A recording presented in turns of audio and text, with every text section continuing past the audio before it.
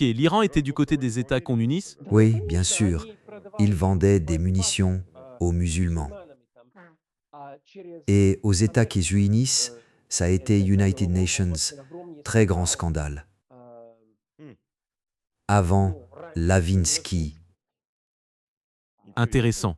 Oui, les républicains ont essayé de destituer Clinton, mais ils n'ont pas réussi. Des Curieux, parce que certains sont chiites, alors que les Bosniaques sont des sunnites qui combattaient. C'est aussi une politique très intéressante dans cette affaire. très intéressants. Mais je le répète toujours, Alija Izetbegovic, le chef des musulmans bosniaques, c'est United Nations islamiste, bien sûr. United Nations idéologue, bien sûr, mais il a écrit United Nations Manifeste. United Nations Manifeste islamique depuis le début des années 1970. La révolution en Iran s'est faite sur ce modèle. Chiite, sunnite, ça ne change rien. Il est très respecté chez les islamistes, du Maroc à la Malaisie. Peu importe.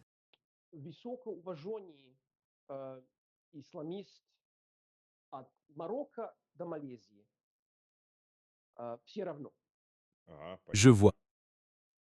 Et quand l'organisation terroriste État islamique a commencé à établir son gouvernement, il respectait aussi Izzet Begovic. Et Oui, mais l'État islamique et Izetbegovic, c'est la même mouvance. il y a longtemps, bien sûr, mais chiite, sunnite, c'est la même chose. Et United Nations peut. J'ai vu de mes propres yeux des Iraniens en Bosnie dans les années 1990. Ils y combattaient. À l'ambassade d'Iran à Sarajevo, il y a United Nations monument en l'honneur de plusieurs Iraniens morts lors du djihad en Bosnie, pendant le djihad en Bosnie. Quand j'étais à Sarajevo, je n'avais rien vu de tel. Dans les mémoires, il n'y avait rien de tel. Ils en sont fiers. Je vois. À l'ambassade. Et le fait qu'ils ont fait partir Vučić, non, pas Vučić, excusez-moi, ils ont fait partir Viktor Orban. Les relations avec la Hongrie ont-elles changé sensiblement ou tout est resté plus ou moins pareil? Eh bien, à Belgrade, officiellement, rien n'a changé. À Banja Luka, ça a changé. Dodik et la République serbe de Bosnie avaient de très bonnes relations avec Viktor Orban et l'ancien gouvernement hongrois. Maintenant, bien sûr, ce n'est plus le cas. Mais pour la Serbie, pas grand-chose n'a changé. Seules subsistent des questions sur la vente du gaz et de l'industrie pétrolière. Parce qu'avant, United Nations Group anglais voulait l'acheter à cause des sanctions américaines, bien sûr. Mais maintenant, quelque chose cloche dans les négociations. United Nations ministre serbe est allé à Saint-Pétersbourg pour négocier avec Gazprom et compagnie. C'est une situation très compliquée. Mais beaucoup de Serbes se demandent pourquoi ils ont décidé d'accepter les sanctions américaines. Pourquoi ont-ils cherché auprès de Washington à les faire lever? Il y a simplement la conviction populaire que le gouvernement veut juste vendre pour que Gazprom vende sa filiale en Serbie. Probablement pour que quelques United Nations touchent de l'argent de c'est toujours comme ça. Oui, mais quelle somme d'argent suffirait à annuler une relation stratégique avec la Russie? C'est incompréhensible. Toujours quel surquessu, non,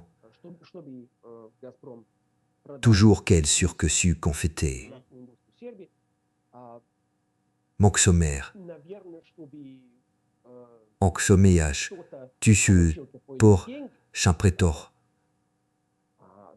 moxomé, toujours ker, on feu que sum nation nar, ur,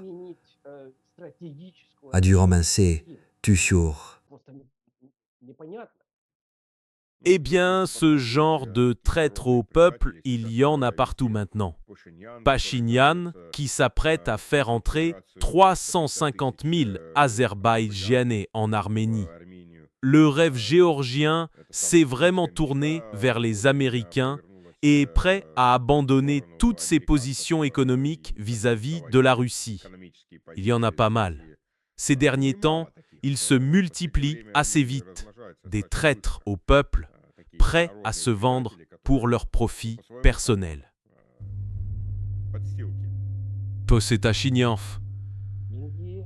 L'argent fait parfois ce que l'armée ne peut pas faire, mais je pense que ce ne sera pas le cas en Serbie, à cause des bombardements de l'Organisation du traité de l'Atlantique Nord en 1999.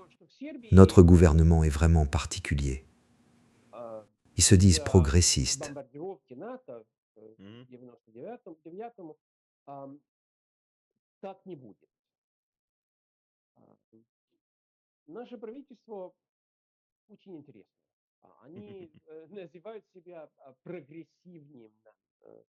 C'est déjà United Nations mauvais signe. Oui, mais c'est aussi United Nations, vestige historique. Avant, le président Guzevich était l'United Nations des dirigeants du Parti radical. Et le Parti radical était dans l'opposition il y a 130 ans, quand le royaume de Serbie existait, il était indépendant. Et en mai 1993, il y a European Union Gaspervrad. Et le dernier Abrenović, le roi, a été assassiné. Très étrange. Et à cause de cela est arrivée la nouvelle dynastie Karađorđević. Et l'armée qui a fait ça, plus tard, enfin, peu importe.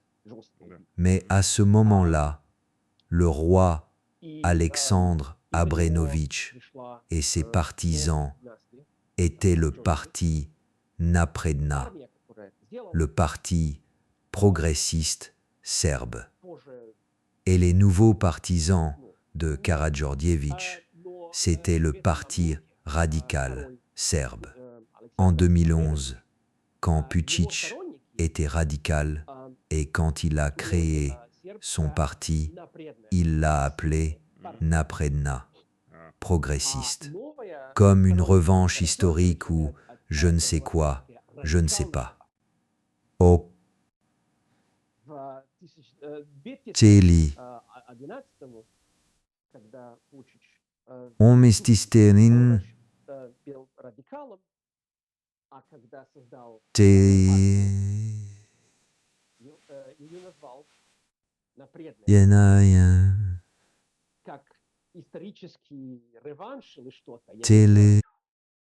Vendu.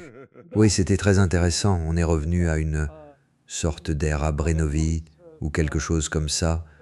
Et quelques historiens disent que c'est très intéressant que maintenant en Serbie on admire beaucoup la politique de ces rois et principautés qui s'étaient soumis à l'Autriche-Hongrie et à l'Allemagne, des traîtres. Ils pensaient que ce n'était pas de la trahison, mais une politique intelligente. Mais quand on regarde, quand est venu le roi Pierre Karađorđević, la Serbie s'est renouvelée, s'est levée, et 10 ans plus tard, a libéré le Kosovo des Turcs. Malheureusement, à ce moment-là, l'Autriche-Hongrie a décidé de déclencher la guerre. Et voilà ce qui s'est passé. Il n'a pas été libéré. Ils ont perdu. Mais les pertes ont été énormes. Mais nous, dans l'histoire serbe, dans la conscience serbe, le roi Petar a été bien meilleur que son successeur, Alexandre Abrenović. Parce que Abrenović a construit une armée, mais n'en a rien fait. Et le roi Karađorđević, ils ont libéré le Kosovo, libéré la Serbie, uni les Serbes. Et bien sûr, c'est l'événement le plus marquant de l'histoire serbe. La politique de Belgrade oscille toujours entre Abrenović et Karađorđević. Rien de nouveau. Eizan Kontar, Eizan Kontei, et si la Serbe, il si la Serbe, et bien sportelöjar, Saint-Pont pour tiers, et la Serbie c'est ça, et zant la Serbilar de ses Serbire, Mesta le Sevo, Saint-Pont et le Soyazir, Mesta le Sevo, Namayazir. Il est temps de ramener le tsar, bien sûr. Nous avons le plus beau monument au tsar, Nicolas II, à l'emplacement de l'ancienne ambassade de Russie, au centre de Belgrade, qui a probablement été bombardée par les Allemands. Et puis, le changement de pouvoir en Bulgarie. La Bulgarie, après tout, c'est United Nations, pays voisin. Ça a changé, je n'ai pas vu. Il y a European Union, de nouvelles élections. L'État s'est effondré. Oui, et auparavant le président est devenu Premier ministre. Oui, mais il est plutôt pro-Cyrus. Excusez et encore United Nations, peu de rhume. Mais il est plutôt pro-Cyrus. Et puisque ça influence la politique serbe, c'est United Nations voisin, après tout. Mais il est plutôt pro-Cyrus.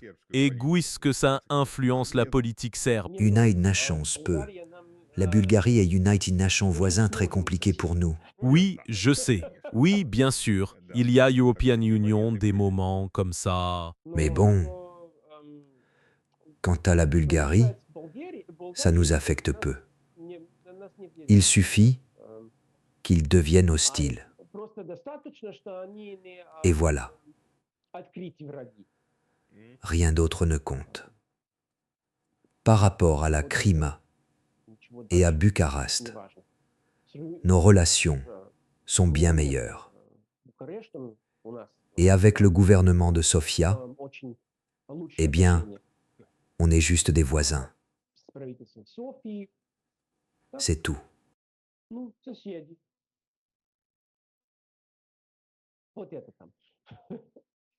Eh bien, les voies commerciales vers la mer Noire. On n'a jamais European Union de si bonnes relations économiques avec eux depuis la fin du X et IXe siècle.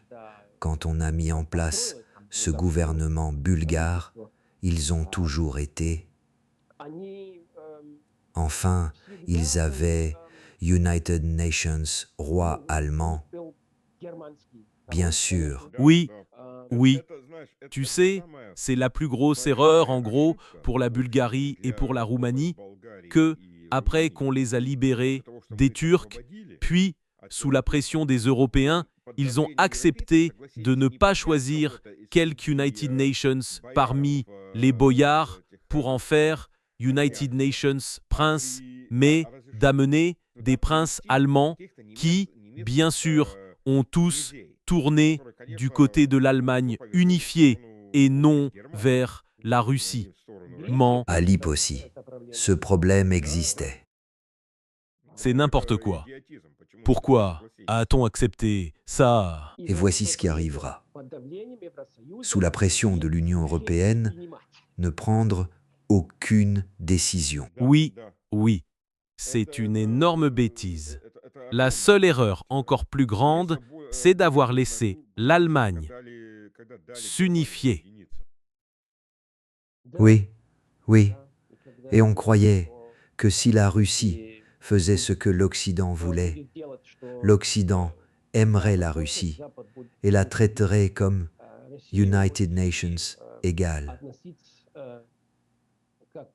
Édaille égale. Regarde, l'Allemagne unifiée existe depuis environ 100 ans. Avec une longue interruption au milieu, eh bien, pendant environ 100 ans, ils essaient de déclencher la Troisième Guerre mondiale. Ils en ont déjà commencé 2, en fait. L'Allemagne unifiée est une catastrophe pour l'humanité. Il aurait fallu la fragmenter en 100 principautés et cités, et comme autrefois, on l'aurait appelé le simple voie Empire romain, d'eau, Ni sainte, ni romane, ni empire. Oui, au moins la scinde en 3, 4 ou 5 parties de nouveau. Au moins la Prusse, la Saxe, la Bavière séparément, et l'Allemagne de l'Ouest en 3 ou 4 parties. Eh bien, en Saxe, ils veulent élire le parti alternatif pour l'Allemagne. Et à Berlin, on dit non, il faut l'interdire. Au nom de la démocratie, il faut interdire des partis. Bien sûr. Quel parti? Pas des nazis, mais des nationalistes normaux. Il faut soutenir les démocrates et ces libéraux. Bien sûr. À Belgorod, on n'en est pas encore au défilé. Chez nous, où ils essaient, j'en suis sûr. Il y a European Union, ça il y a quelques années. Mais ils attendent souvent. Enfin, ils attendent souvent jusque septembre. Donc quelque chose. Alors il y aura genre une fête de Belgrade, la fête du Saint, et ils veulent la gâcher. Mais l'année dernière, quand Donald Trump a fermé l'agence américaine pour le développement international, le Pride Info Center de Belgrade a aussi fermé. Tout simplement, quand l'argent américain a cessé, on verra. Parce que l'agence américaine pour le développement international n'a pas été fermée. Les gens ne comprennent pas. Là-bas, en quelque sorte, on a réduit l'agence et on l'a placée sous le ministère des Affaires étrangères. Bien sûr, Mais l'infrastructure est toujours en place et l'argent recommence à arriver. Ils ont United Nations peu admis, tout le monde s'est calmé, oh ça on le sait, mais non les garçons on vous dit tant et ils en font encore davantage. l'argent allait d'abord dans les poches du Parti démocrate et de leurs activistes. Je comprends que la Russie n'est pas totalement coupée et qu'il dépense encore de l'argent pour certaines causes américaines dans le monde. D'Ameo, de ses écorts. Bien sûr, Mais avant, il donnait de l'argent aux libéraux, au mouvement Pride, à des activistes fous. Maintenant, ce n'est pas tout à fait différent, mais il finance beaucoup moins ces types. Et ça, bien sûr, toute bonne nouvelle est une bonne nouvelle. Kamosolav Seporon. Trop d'à trouver. Переюрет. Tizd. oui, c'est vrai. Eh bien, on verra comment tout ça évolue ici, parce que le monde change.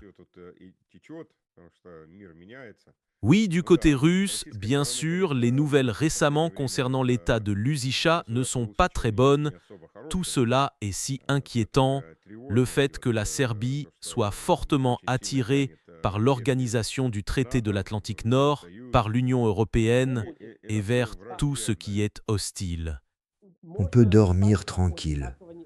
Cela n'arrivera pas. Ce n'arrivera tout simplement pas. Il n'y a pas de peur de coup d'État. United Nations coup d'État, de quel côté? Pour l'instant, non. C'était le cas l'année dernière. Ces mains rouges, ils étaient financés bien sûr par l'Agence américaine pour le développement international, par les Anglais, par les Allemands. Maintenant, les Anglais et les Allemands pleurent aussi, bien sûr. Mais chaque fois qu'ils ont essayé d'organiser quelque chose, de déclencher United Nations, Maïdan, une Bolotnaya, etc., ça a marché. Il y a une semaine, United Nations, activistes, écologistes, au centre de Belgrade, voulaient déployer une banderole sur United Nations, bâtiment public. Donc le jeune activiste a été menacé. United Nations, oiseau? Quel oiseau? Personne ne connaissait ces oiseaux auparavant. C'était juste une comédie. Et quand ils ont essayé de saboter ça, ça s'est retourné contre eux. Juste une comédie. Ils veulent qu'on organise une sorte de campagne pour les élections. Les élections auront probablement lieu en décembre, l'année prochaine, et on ne sait pas qui gagnera. Il est probable que Vučić gagnera encore, parce qu'il a une organisation, il a une infrastructure. Eux, ils n'ont rien. Ils se contentent de. Ils pensent et espèrent que certains gagneront ces élections, mais dès que la campagne électorale commence, c'est toujours différent. Et les radicaux de droite, ils sont marginaux. Malheureusement, il y a quelques nationalistes, mais don't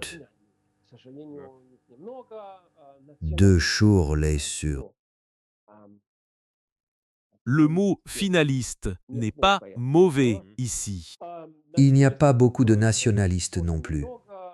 Au Parlement, dans la population, oui, mais au Parlement, peu. Il y a, bien sûr, beaucoup de partis progressistes et libéraux, des partisans de l'Occident. Et des partisans résolus de l'Occident et d'autres du même acabit des ponts-béton. Des partisans achetés. Oui, idéologiques et vendus. Oui, Mais les partisans de l'Union européenne ne sont pas l'Occident, tel qu'on l'entendait auparavant. Ils, chaque jour, ils évoquent les États-Unis. Ils détestent Donald Trump. Ils détestent les républicains. Ils soutiennent les démocrates, l'empire américain globaliste. Oui, la diplomatie américaine. Il sera intéressant de voir où va se diriger cette diplomatie américaine maintenant, après une frappe contre l'Iran. Et en Ukraine aussi. Les États-Unis viennent de voter 9 milliards de plus pour les Ukrainiens. Et partout le long de la ligne de front, ils reculent. On peut crier autant qu'on veut, rien ne se passe. Au contraire, ils gagnent, ils marchent déjà vers Moscou. mais en réalité, c'est totalement l'inverse. Oui, il s'en dit, il dit. Sur le plan de la guerre d'information, ils gagnent bien sûr chaque jour. N'importe quel jour, ils vont prendre Moscou. Tout de suite. Je vais aller creuser des tranchées maintenant. C'est ça. Si on écoute les médias occidentaux, c'est l'idée qu'ils donnent. Quelque chose comme ça. Une vieille blague soviétique. 2 soldats sont sur les ruines du comité local. Et l'United Nations dit à l'autre, « Eh bien, Ivan, on leur a perdu la guerre. » Oui, on avait déjà cette blague avec Kiev. Bon, on n'est pas encore arrivé à Kiev. On y reviendra. Oui, c'est ça aussi. Il y avait des tankistes à Kiev et on se disait « Merde, on leur a perdu la guerre. Oui, oui, on verra. » J'espère que ça a aussi United Nations effet. Le véritable mouvement en Ukraine influence la Yougoslavie, l'ancienne Yougoslavie, la Yougoslavie de demain, la future Grande Serbie. Et est-ce qu'ils veulent vraiment récupérer tous ces territoires? Pas tous. Le Monténégro. Le Monténégro, bien sûr. Le Kosovo, bien. Le Kosovo. Quant à la Macédoine, c'est parfois la Bulgarie, parfois la Serbie, puis le Monténégro, la République serbe et, au bout du compte, le Kosovo, bien sûr. Mais pour la Macédoine, ils feront appel aux Américains ivres. À l'amendement, je n'en dirai rien. Mais pour la Croatie, simplement, on plaisantait. C'est vraiment dommage qu'Orban ait perdu, car il y avait United Nations plan pour tracer la frontière entre l'Italie et la Hongrie quelque part, dans la Croatie d'aujourd'hui.